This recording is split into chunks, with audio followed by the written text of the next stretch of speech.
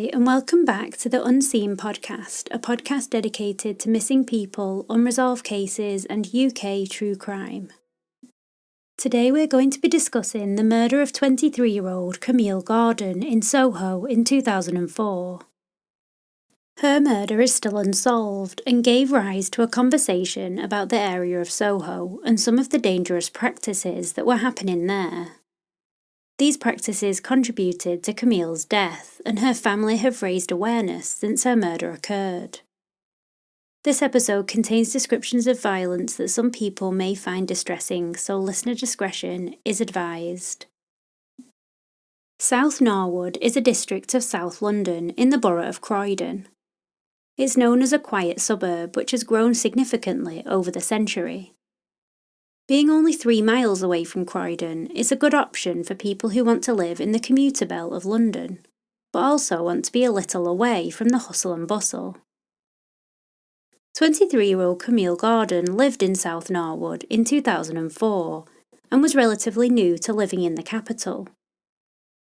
Camille was born in Jamaica and had originally travelled to the UK in 2001.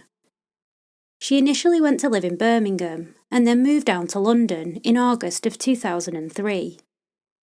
She had a dream of studying to become a nursery assistant and was waiting to enrol on a course to do just that. Education was clearly important to Camille and her family, as her elder sister Debbie was working as a teacher back in Jamaica. It was Camille's hope that she could return back to Jamaica after gaining her education and experience. She had run into some difficulties while living at home as she was unable to work part-time and study, and so this made it impossible for her to afford the course. This was her motivation for travelling to the UK, as she could hopefully enrol on her course but also work to afford it. This was her plan in 2001 when she arrived in the UK. However, she felt like moving to London would give her the greatest opportunities, and so this is why she moved in 2003. In March 2004, Camille had been in the city for 7 months, and had mostly settled down into a routine in her new home. She had enrolled onto her course and was just waiting to begin her studies. She had also got a part-time job working at the Blue Bunny Club on Archer Street in Soho. This was all to fund her future studies, and to Camille, this was a means to an end. Soho is well known for its reputation, as historically during the 20th century, it had been at the heart of the red light district, where sex workers would go to find customers, and people could visit bars until well into the next morning. It still has lively nightlife, restaurants and bars, and some residents of Soho have expressed that today it's becoming more of a gentrified area, which has lost some of its original charm and freedom. The Blue Bunny Club was one of many clubs which had its home in Soho, and while it was just one of many establishments in the area, it did have a difference. The Blue Bunny Club was what has become known as a clip joint. A clip joint was a club that would use specific techniques to get particularly men to come in. Using the suggestion of sex or sexual favours, men would enter into the bar and spend time with the hostesses and waitresses. While sexual acts would not take place, the men would be charged exorbitant prices for the time that they'd spent there, and would essentially be forced into paying them before leaving. This was a fraud, and the people who entered these clip joints would lose their money. While this was clearly a very unethical way of doing business, these clubs were not breaking any laws, and therefore they were very difficult to shut down. Often, they didn't serve alcohol, and they were not selling sexual favours, and so they were not, in the eyes of the law, doing anything wrong in 2004. Detective Inspector Andy Mortimer stated at the time, "These clubs are based entirely on artifice. They attract people by implying that there will be some sort of sexual activity, but they provide no real service and charge huge sums to clients for merely spending time with girls." The Blue Bunny Club was one of these clubs, and Camille was one of the women that was hired to spend time with the customers. On the 1st of March 2004, Camille headed into work. At around 6:30 p.m. on that evening, she was working on the door at the club when a man approached her and paid the £5 to enter the club. Camille went with the man into a private area. It's known that they were together in that area for a short time when another member of the club gave the customer a bill for £375. The man stated that he didn't have that much money to pay the bill, but agreed to give them £80. He was then escorted out of the exit. This was a usual interaction at clip joints, and there was nothing in particular that stood out as unusual about it. While this interaction was usual for inside the club, the actions of the customer once he was escorted out of the building were not. It's known that he walked along Archer Street where the club was located, but then returned back to the club not long after. He was spotted by a different member of staff, and he raised his hands up in what has been described as a submissive manner and walked away.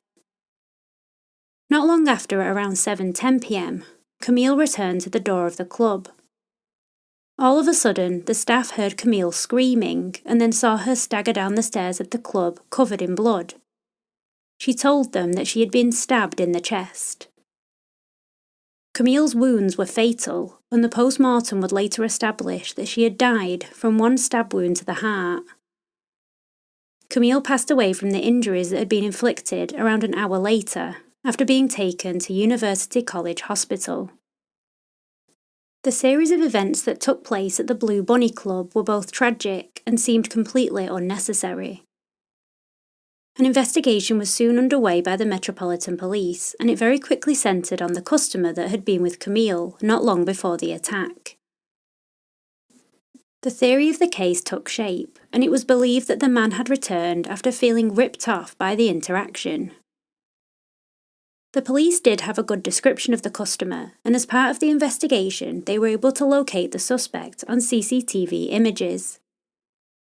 The images were from Piccadilly Circus tube station, not long after the murder. He was described as black, between 20 to 25 years of age, and between 5'5" and 5'8" tall. He was wearing a dark jacket which had a distinctive Cleveland Indians logo on the front, along with dark jeans, white trainers, and a hat believed to be a baseball cap. While they had this information, trying to track down who that could be would not be the easiest, given the limited evidence that they had. The CCTV images, however, were a big help and could be distributed to the public, in the hope that they would recognise the person.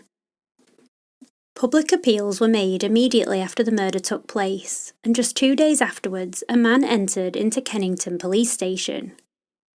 This man asked to speak to a CID officer in relation to the Blue Bunny Club murder. CID officers were not there at the time, and the man left before they could arrive at the station. This was a blow for the investigation, as it was not known what information this man could have provided. He's described as white, about 35 years old, about 5'8" tall. He had a skinny build with defined cheekbones and light brown hair. This was an interesting piece of information, as it meant that there could be someone out there that knew who perhaps the killer was, or at least knew something that they were willing to share. This made police appeals all the more important in this case, as they could persuade someone to come forward with information.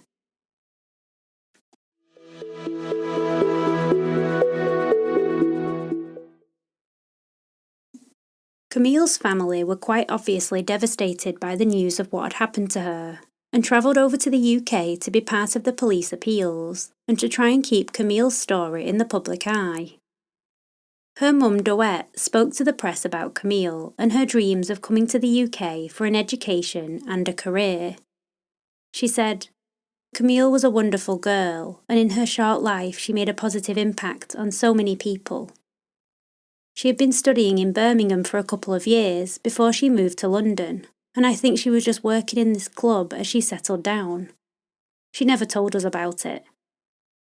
She was a wonderful, happy, upbeat kind of person who loved to dance and made so many people happy. We miss her so much."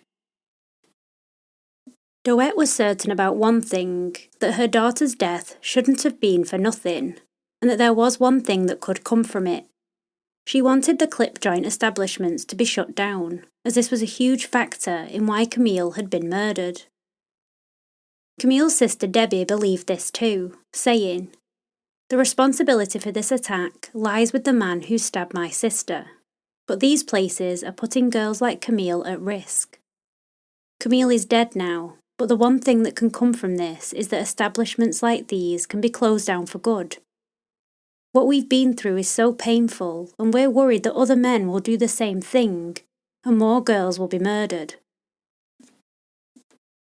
The police theory was also that this perpetrator had attacked Camille due to the fact that he'd felt ripped off in his interaction with her. Trying to close down these establishments was difficult for the local council, and it was only in 2007 that they were made to register as sexual entertainment premises. Camille's case highlighted the danger that these premises posed for the people who worked in them, and particularly for the women who were being made vulnerable by the interactions with customers. Camille's case was shocking, however unfortunately it was not the only violent incident to have occurred at a clip joint, with many incidents being recorded of crimes related to them. Just a few weeks after Camille's murder, another hostess at a club on Wardour Street in Soho fled from the premises after being assaulted by someone at the doorway to the club, in a very similar manner to that of Camille Gordon. The Blue Bunny Club did eventually shut down, and the idea of a clip joint began to fade from people's memories, although premises working in similar ways will always exist in some form or another, and the exploitation of vulnerable people is something that's still happening all over the UK. Despite numerous appeals and a large-scale investigation, Camille's murder remains unsolved, and the perpetrator is still at large. 2024 marked the 20-year anniversary of the murder, and the Metropolitan Police made an appeal, along with the announcement of a £20,000 reward for anyone with information. On the 16th of October 2024, detectives spoke to BBC's Crime Watch Live about the case and asked for anyone with information to come forward. Detective Inspector Amanda Grieg from the Met's Specialist Casework team, who's leading the investigation, said, "It may have been more than 20 years since Camille was brutally murdered, but her family remain just as heartbroken today. They want answers, and they want the person responsible for Camille's death brought to justice. This is something we want too, and we've not given up trying to get that for them.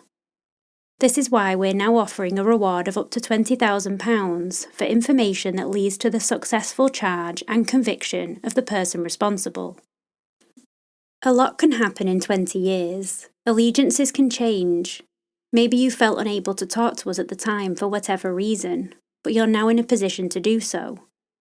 Maybe you saw the attack, or you were at the club or in the area at the time of the murder. Maybe the person responsible has since confided in you. I would urge you to share whatever information you have with us. It will be treated in the strictest confidence and could bring much-needed closure to Camille's family. As well as an appeal, they also released new CCTV images of the suspect that they were able to recover from Piccadilly Circus tube station. This showed the suspect wearing the distinctive Cleveland Indians jacket, and while the images are grainy, they would probably be recognisable to someone who knew him. This is important new information for the case, and there is hope that someone will notice something relevant that can help. I will put these pictures up on social media so you can take a look.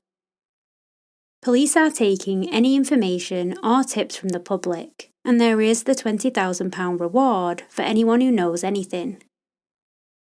If you do have information about Camille Gordon's murder in 2004, then please call the incident room on 020-8785-8267, or information can also be submitted online at the public portal mipp.police.uk. You can also call Crimestoppers at 0800 555 111. I will link these in the show notes. Thank you for listening to today's episode. If you'd like to support the podcast further, then you can on Patreon and contribute to exclusive polls to get extra bonus episodes every month. You can also get access to new episodes early and ad-free. You can use the link in the show notes to visit Patreon and see what we offer. You can also support us by reviewing the podcast wherever you listen, including Spotify, and also just share the episodes. I am back uploading on YouTube and will try and make sure more recent episodes are on there. So if you're not already subscribed, you can head over and do that as well as following us on social media. As always, I'm Caprice and this has been Unseen.